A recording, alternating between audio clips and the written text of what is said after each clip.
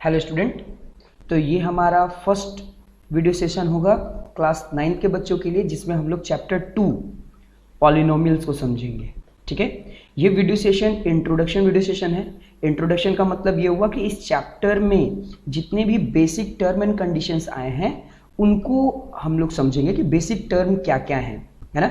अगर ये आप इंट्रोडक्शन क्लास करते हो तो इसमें आपको पॉलिनोमियल के बाउंड्री पता चल जाएगी और आगे आपको क्वेश्चन करने में और आसानी हो जाएगा। तो चलिए स्टार्ट करते हैं। तो देखिए, पॉलिनोमियल को समझने से पहले कुछ टर्म समझ लेते हैं। जैसे देखिए कांस्टेंट। अब ये कांस्टेंट का मतलब क्या होता है? A symbol having a fixed numerical value is called constant. मतलब कांस्टेंट क्या होता है? कांस्टेंट एक ऐसा सिंबल है जिसमें एक फिक्स्ड न्यूमेरिकल वैल्यू होती है ना। जितने भी न्यूमेरिकल वैल्यू हैं, जितने भी नंबर्स हैं, वो सब क्या हैं? कांस्टेंट हैं। जैसे 5, -7, 0, 2, 8 और भी बहुत सारे जैसे नंबर हैं, वो सब क्या हैं? वो एक कांस्टेंट वैल्यू है। मतलब वो चेंज नहीं होते, वो फिक्स्ड है ना। एक बार 5 कहीं भी आप वैल्यू बोलोगे कि 5 रुपीज़ के हमको टॉफ़ी दे दो या 5000 रुपीज़ का कोई भी आप चीज़ परचेस कर रहे हो, तो वो वैल्यू फिक्स्ड है, वो चेंज नहीं हो सकता। तो ऐसा नंबर जो हमेशा फिक्स्ड होता है, चेंज नहीं होता, वैसे नंबर्स को, वैसे सिंबल को हम लोग क्या बोलते हैं? कांस्टेंट। ठीक है। दूसरा देखिए, दूसरा क्या है? वेरिएबल। अब ये वेरिएबल क्या होता है? A symbol which may be assigned different numerical value is called variable. मतलब वेरिएबल जितने भी अल्फाबेट्स होते हैं, A, X, Y, Z, M, N, है ना, ये सब जितने भी अल्फाबेट्स होते हैं, ये एक तरह के सिंबल हैं जिनमें हम लोग डिफरेंट न्यूमेरिकल वैल्यू को क्या करते हैं? असाइन करते हैं, है ना। एग्जाम्पल के तौर पर हम लोग क्या करते हैं? a = 5 लिख लेते हैं ना, है ना। यानी a जो है, a की वैल्यू क्या है? 5 के बराबर है। कभी कभी किसी क्वेश्चन को सॉल्व करने हम लोग क्या करते हैं कि a = 7 लिख लेते हैं, यानी a की वैल्यू क्या मान लेते हैं? 7 मान लेते हैं। तो यहाँ पर a जो है वो क्या कर रहा है? वेरी हो रहा है। कभी a का वैल्यू हम लोग 5 असाइन कर दे रहे हैं, कभी a का वैल्यू 7 असाइन कर दे रहे हैं, जिससे क्या हो रहा है? जो a है, यानी ये जो a है वो एक वेरिएबल की तरह है, यानी वेरी कर रहा है, इसमें चेंजेस आ रहे हैं, इनमें फिक्स्ड नहीं है वैल्यू, है ना। वैल्यू हमेशा जो न्यूमेरिकल वैल्यू है वो डिफरेंट वैल्यू हम लोग हमेशा अलग अलग अल्फाबेट्स में क्या करते हैं? असाइन करते हैं। कभी x की वैल्यू क्या लिख लेते हैं? x = 10, है ना। कभी x = 25 लिख लेते हैं। तो इसमें क्या होता है कि जो न्यूमेरिकल वैल्यू है वो डिफरेंट न्यूमेरिकल वैल्यू को हम लोग किसी सिंबल में क्या करते हैं? असाइन करते हैं। ऐसे सिंबल को हम लोग क्या बोलते हैं? वेरिएबल।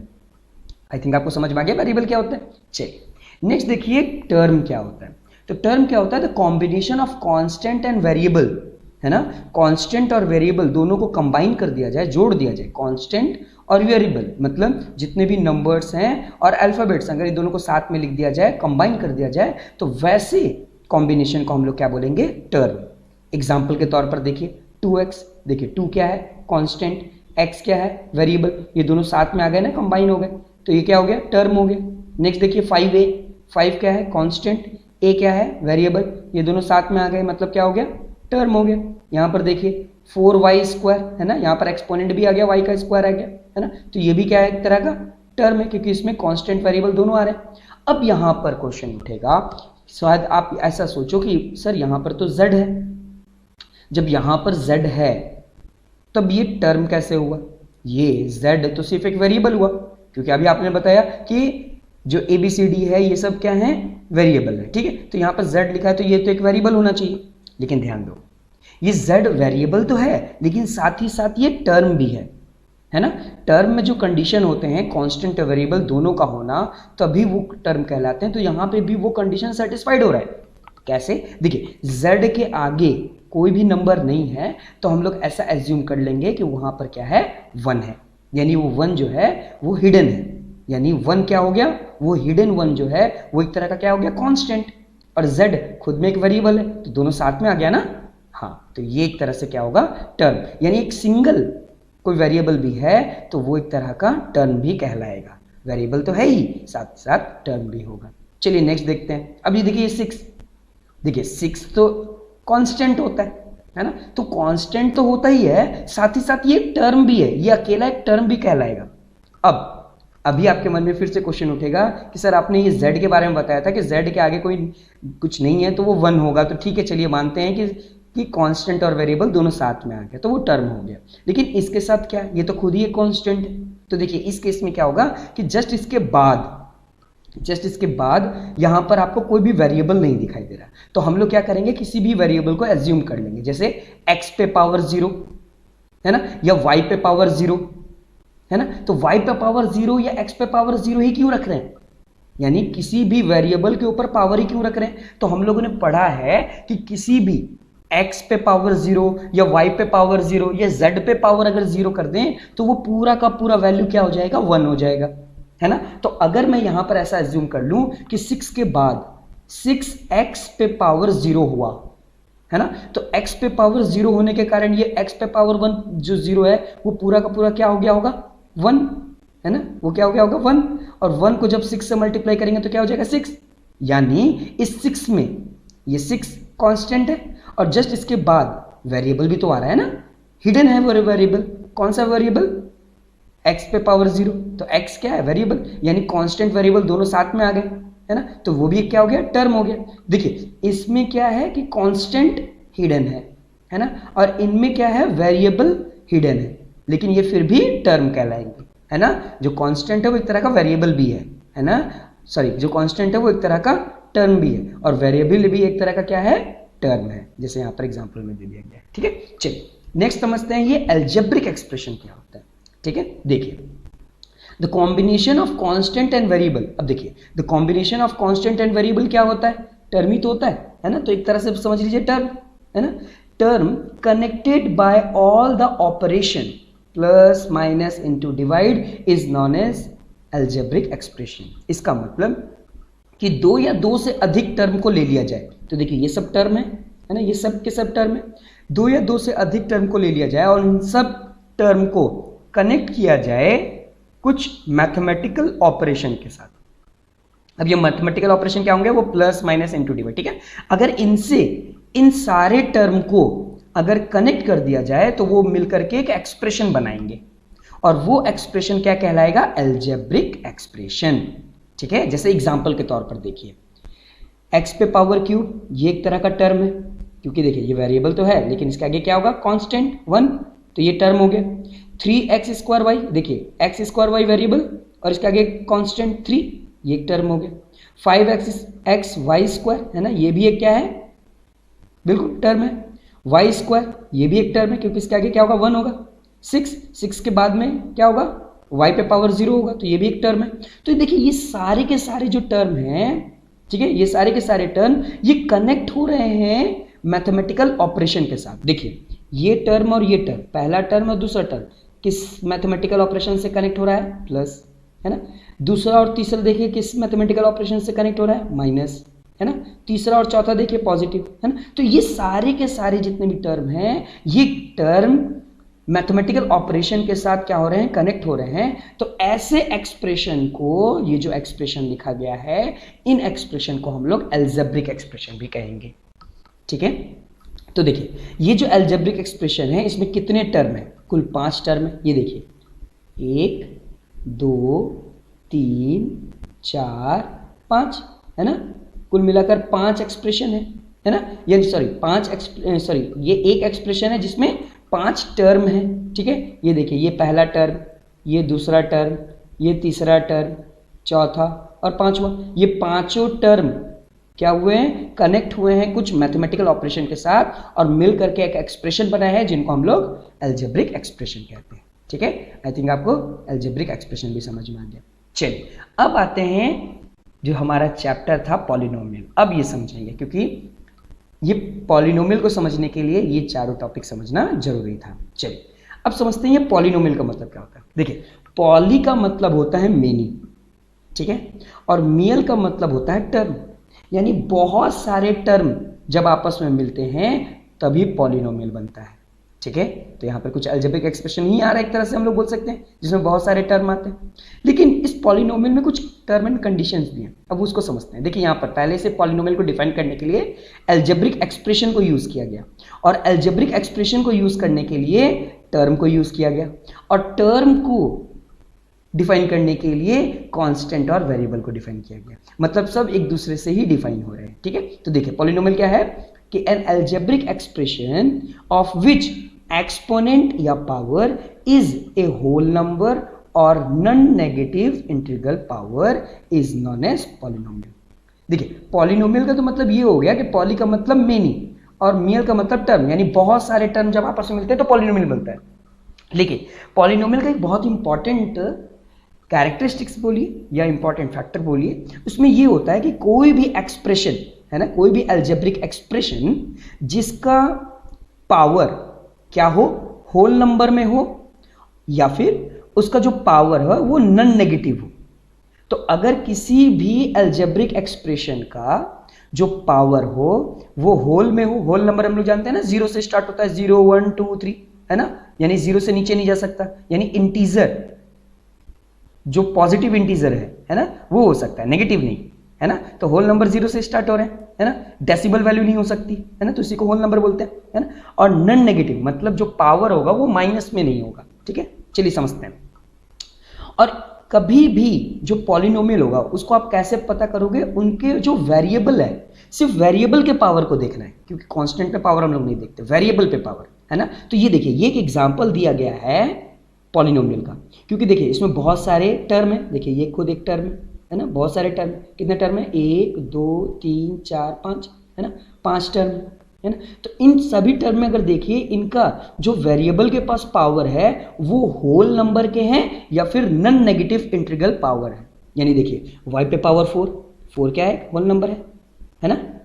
देखिए इसमें माइनस नहीं है, नेगेटिव नहीं है। अच्छा देखिए 6y क्यूब है ना, क्यूब यहाँ पे जो क्यूब है वो माइनस में नहीं है। देखिए y स्क्वायर ये भी माइनस में नहीं है, y पे पावर 1 है ना, ये भी माइनस में नहीं है।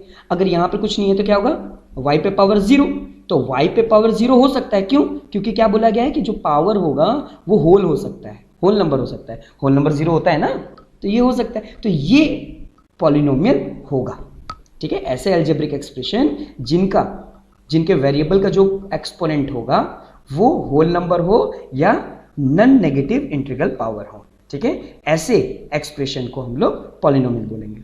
तो वो कौन से नंबर होंगे जो पॉलिनोमियल नहीं होंगे, तो देखिए उसका एग्जांपल देख लेते हैं। यहाँ पर देखिए y पे पावर 1/2 है ना, तो 1/2 होल नंबर तो नहीं है, ठीक है, क्योंकि 1/2 को अगर हम लोग डिवाइड करें तो 0 पॉइंट समथिंग आएगा, 0.5, ठीक है।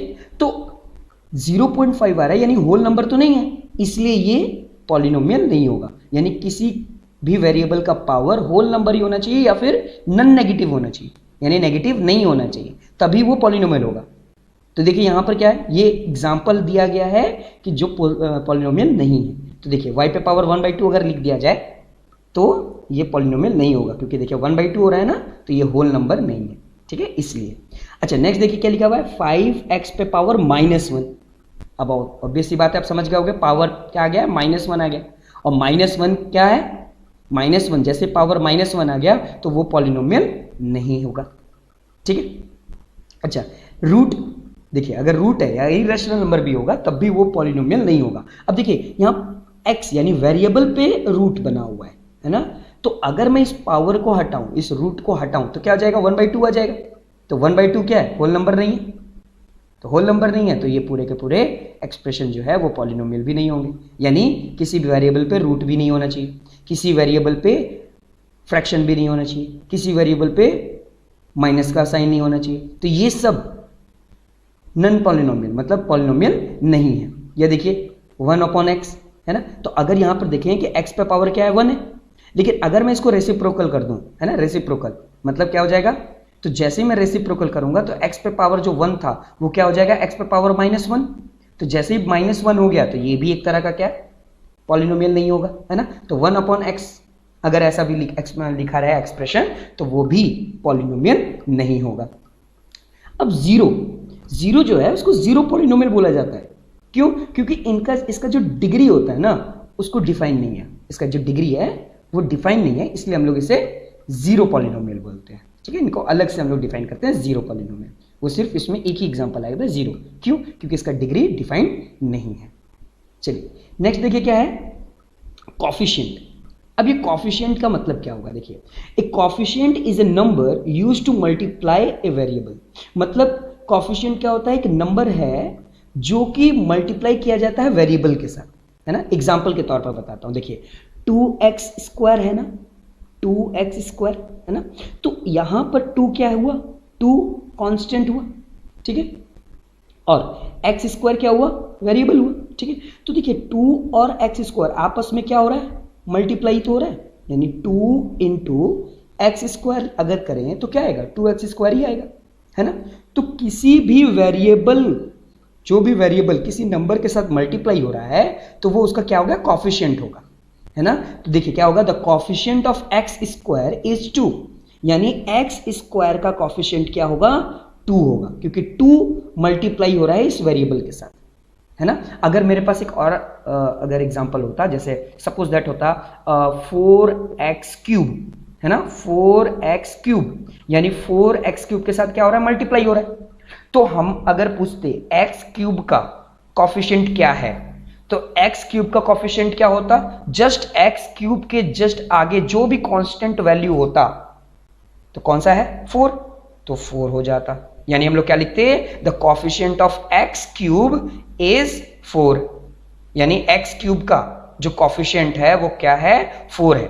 यानी कॉफिशिएंट कभी भी पूछा जाए किसी भी वेरिएबल का, तो जस्ट उस वेरिएबल के आगे जो भी कांस्टेंट वैल्यू होगा वही उसका कॉफिशिएंट होगा, है ना। जैसे अगर मान लीजिए इस z, ये वेरिएबल है ना, देखिए, तो अगर इसका हमको कॉफिशिएंट पूछे, है ना, कि z का कॉफिशिएंट क्या होगा, तो z के आगे जस्ट क्या है, 1, तो हम लिखेंगे the coefficient of z is 1, क्योंकि इसके आगे क्या है, 1 है। अगर मैं इससे पूछता कि इस a का कॉफिशिएंट क्या है, तो बिल्कुल क्या होता है इसका आंसर, 5, है ना, the coefficient of a is 5, ठीक है। तो आपको समझ में आ गया ना कॉफिशिएंट क्या है, किसी भी वेरिएबल के आगे जो कांस्टेंट वैल्यू होती है उसी को उसका कॉफिशिएंट कहते हैं, ठीक है। चलिए आगे समझते हैं। तो देखिए क्लासिफिकेशन ऑफ पॉलिनोमियल, पॉलिनोमियल को क्लासिफाई किया गया है 2 भाग में, ठीक है। On the basis of term, term के आधार पर बांटा गया है, on the basis of degree, degree के आधार पर बांटा गया है। तो पहले टर्म समझते हैं। देखिए अब मोनोमियल, अब ये मोनोमियल क्या होता है, मोनोमियल मतलब ऐसा पॉलिनोमियल जिनमें सिर्फ एक ही टर्म हो, एक ही टर्म, है ना। जैसे टर्म हम लोग देखे ना, पढ़े ना, combination of constant and variable, तो सिर्फ एक ही तरह का कांस्टेंट और वेरिएबल हो तो वैसे पॉलिनोमियल को मोनोमियल बोलते हैं। जैसे ये देखिए 5 एक मोनोमियल है, क्यों, क्योंकि इसमें एक ही, देखिए एक कांस्टेंट और जस्ट इसके साथ क्या होगा, एक वेरिएबल होगा। कौन सा वेरिएबल होगा, यहां पर वो वेरिएबल हिडन है, यानी x पे पावर 0, है ना, तो ये क्या हो गया, मोनोमियल। नेक्स्ट देखिए 6x, तो 6 क्या है, कांस्टेंट, x क्या है, वेरिएबल, तो ये एक टर्म हो गया, है ना, जिसमें एक ऐसा पॉलिनोमियल जिनमें सिर्फ एक टर्म है, तो ये भी एक टर्म है। फिर देखिए कॉमा करके हम लोग अलग दिखाएं, 2/3xy, ये भी एक ही क्या है, टर्म है, ठीक है। तो जिस भी पॉलिनोमियल में एक टर्म होंगे उनको मोनोमियल बोलेंगे। तो फिर बाइनोमियल किसको कहेंगे, तो ऐसा पॉलिनोमियल जिनमें 2 टर्म होते हैं और वो जो टर्म होंगे वो नन जीरो होंगे, है ना, यहाँ पे भी नन जीरो होगा, ठीक है, जीरो नहीं होने चाहिए, ठीक है। और कितने टर्म होने चाहिए, 2, अगर 2 टर्म होंगे तो उन्हें हम बाइनोमियल बोलेंगे। जैसे एग्जांपल देखिए, यहाँ पर क्या है, 3x, ये एक टर्म है, और यहाँ 7 के बाद कुछ नहीं है, तो x पे पावर 0 ही हुआ होगा, तो वो भी एक टर्म है। तो यहाँ पर 2 टर्म दिख रहा है ना, एक ये टर्म और ये टर्म, है ना, 2 टर्म हो गए। और दोनों टर्म को कौन जोड़ करके रखा है, कौन कनेक्ट करके रखा है, ये मैथमेटिकल ऑपरेशन कौन सा, प्लस, तो ये क्या हो गया, बाइनोमियल हो गया, जिसमें 2 टर्म आ रहे हैं। एक और एग्जांपल देख लीजिए, 6y - 8, 6y भी एक टर्म है, 8 भी एक टर्म है, और इन दोनों को कौन कनेक्ट करके रख रहा है, एक माइनस, माइनस क्या है, मैथमेटिकल ऑपरेशन है, तो इन दोनों को कनेक्ट करके रखा है ना। तो ये क्या हो गया, एक बाइनोमियल का एग्जांपल हो गया, है ना, ऐसा पॉलिनोमियल जिनमें 2 टर्म हो। तो देखिए 6y एक टर्म है और एक टर्म है ना, ऐसा बहुत सारे एग्जांपल आप खुद से लिख सकते हो, है ना। ट्राइनोमियल, देखिए ट्राई का मतलब क्या हुआ, 3, है ना, तो यानी ऐसा पॉलिनोमियल जिनमें 3 टर्म हो। जैसे एग्जांपल के तौर पर देखिए, ये 3y एक टर्म है, 5xy दूसरा टर्म है, 2xy² ये तीसरा टर्म है ना, 3 टर्म है, और इन तीनों टर्म को 2 मैथमेटिकल ऑपरेशन क्या कर रहा है, कनेक्ट कर रहा है ना। तो इनमें 3 टर्म आ गया ना, इसलिए इसको क्या बोलेंगे, ऐसा पॉलिनोमियल जिसमें 3 टर्म होते हैं उन्हें हम ट्राइनोमियल बोलते हैं। यहां पर देखिए xy + yz + zx, देखिए तीनों के तीनों में सिर्फ आपको वेरिएबल दिखाई दे रहा होगा, है ना, लेकिन ये टर्म है, क्यों? क्योंकि इसके आगे क्या होगा 1, तो 1 आने के कारण क्या हुआ कि ये टर्म हो गए, क्योंकि कांस्टेंट वेरिएबल दोनों आ गया। इस yz के आगे क्या होगा 1 होगा, तो ये भी कांस्टेंट वेरिएबल यानी मिलकर टर्म हो गए। ये देखिए zx वेरिएबल है, इसके आगे क्या होगा 1 कांस्टेंट होगा, दोनों मिलकर के टर्म बन गए। तो यहाँ भी 3 टर्म हो रहा है, तो 3 टर्म आ रहा है, तो ये कैसा पॉलिनोमियल है? ट्राइनोमियल वाला। समझ में आया? यानी ऐसे पॉलिनोमियल इसके जिसके 3 टर्म होते हैं उन्हें हम ट्राइनोमियल बोलते हैं। ठीक है, चलिए डिग्री के हिसाब से समझते हैं, है ना, डिग्री के हिसाब से। तो लीनियर पॉलिनोमियल किसे कहते हैं? लीनियर पॉलिनोमियल मतलब ऐसा पॉलिनोमियल जिसका पावर, जिसका डिग्री 1 हो, है ना, जिसका हाईएस्ट पावर, यानी किसी भी वेरिएबल में जो हाईएस्ट पावर अगर 1 आ जाए तो वैसी डिग्री जिसके पावर 1 है उसे हम लोग लीनियर पॉलिनोमियल बोलते हैं। जैसे यहां पर देखिए 2 टर्म है हमारे पास, है ना, लेकिन इन दोनों ही टर्म में देखिए यहां पर क्या है 4x यानी x पे पावर 1 है ना, यहां पर 6 है, सिर्फ 6 है, तो ये तो टर्म है क्योंकि इसके बाद कोई ना कोई ऐसा वेरिएबल होगा, है ना, हिडन होगा, तो वो कौन सा होगा? x पे पावर 0, है ना। तो दोनों में देखिए हाईएस्ट पावर किसके पास आ रहा है? इस x पे पावर 1 और ये x पे पावर 0। ये 6 के बाद कुछ नहीं है तो हम लोग क्या समझेंगे? वो हिडन है x पे पावर 0, वो तो साथ में ही रहता है, तभी तो वो मिलकर टर्म बनाते हैं। ठीक है, तो x पे पावर 0 है, तो ये 0 बड़ा है या 1? बिल्कुल 1 बड़ा है ना। तो हाईएस्ट पावर क्या हो गया? ये 4x पे पावर 1 इसके पास, इस टर्म के पास होगा, तो हाईएस्ट पावर 1 होने के कारण इसका डिग्री क्या है? 1 है। तो इस तरह के पॉलिनोमियल को लीनियर पॉलिनोमियल बोलेंगे, है ना। ऐसा पॉलिनोमियल जिसका हाईएस्ट पावर जो होगा, डिग्री होगा, वो क्या होगा? अगर 1 होता है तो वो लीनियर पॉलिनोमियल। अगर इसको देखिए दूसरा एग्जांपल 3y माइनस 9, ठीक है, तो देखिए यहाँ पर भी y पे पावर क्या होगा? 1, और यहाँ पर देखिए सिर्फ हमें कांस्टेंट दिख रहा है, तो इसे टर्म बनाने के लिए क्या होगा? एक वेरिएबल होगा, यानी y पे पावर 0, है ना। तो 0 बड़ा होगा या 1? बिल्कुल 1 बड़ा होगा। तो हाईएस्ट पावर किसके पास है? इस टर्म के पास, यानी 3y के पास, क्योंकि इसके पास क्या है? y पे पावर 1 है, इसके पास तो y पे पावर 0 है, तो ये हाईएस्ट डिग्री क्या हो गया? 1। इसलिए इस तरह के पॉलिनोमियल को लीनियर पॉलिनोमियल बोलेंगे।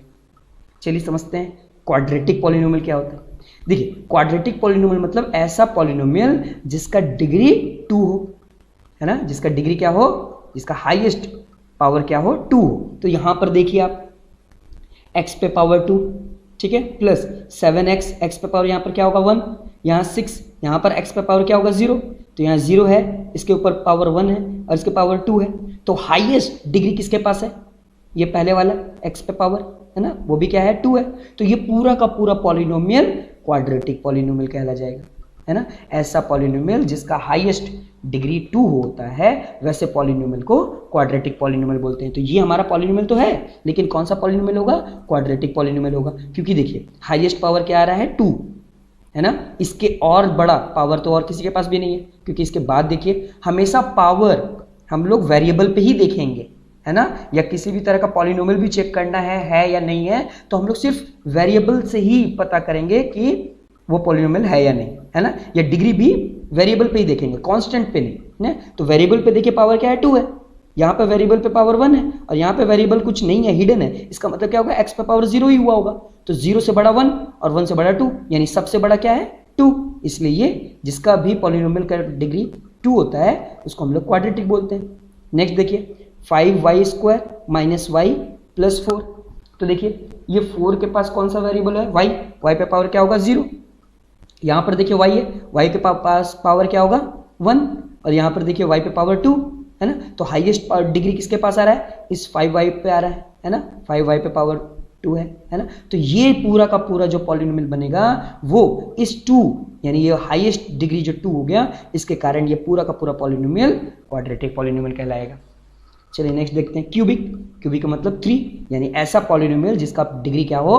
3 हो, यानी अगर 3 किसी भी पॉलिनोमियल का पावर होगा तो वैसे पॉलिनोमियल को हम लोग क्या बोलेंगे? क्यूबिक। जैसे यहाँ पर एग्जांपल देखिए क्या है?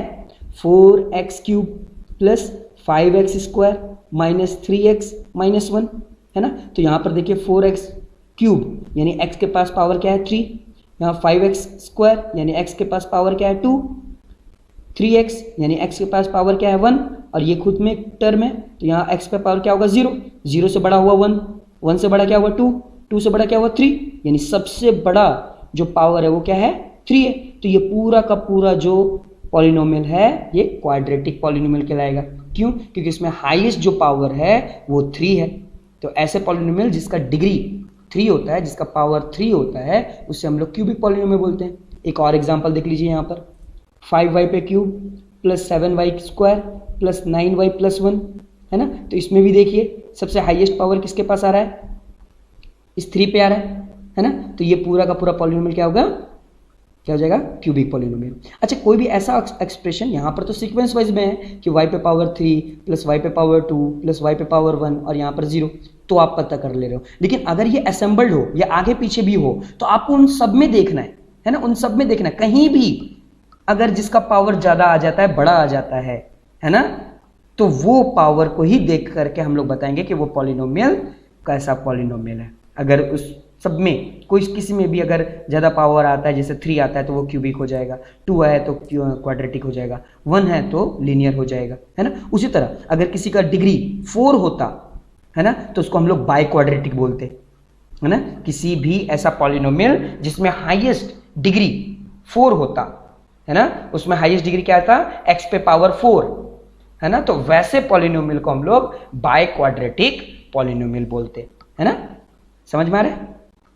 तो इस तरीके से हम लोग समझ सकते हैं। अगर एक और मैं एग्जांपल के रूप में बताऊं, अगर यही मैं असेंबल्ड कर देता, पहले होता 7y square plus 5y square होता है ना, 7y स्क्वायर पहले होता और 5y क्यूब बाद में होता, तब ये कौन सा पॉलिनोमियल होता, बिल्कुल तब भी ये क्यूबिक ही होता। क्योंकि इन सब में देखा जाए तो हाईएस्ट जो डिग्री है वो 3 पे ही आ रहा है ना। तो वो ऐसा नहीं है कि स्टार्टिंग का ही देखेंगे, उन सब में से देखेंगे कि इसका डिग्री सबसे ज्यादा आ रहा है, और डिग्री जिसका सबसे ज्यादा आ रहा होगा उसी का ही हम लोग नाम लिखेंगे। तो डिग्री अगर 3 आ रहा है तो क्यूबिक लिख देंगे, 2 आ रहा है तो क्वाड्रेटिक लिख देंगे। तो इस तरीके से क्लासिफिकेशन किया गया है इस पॉलिनोमियल का, है ना।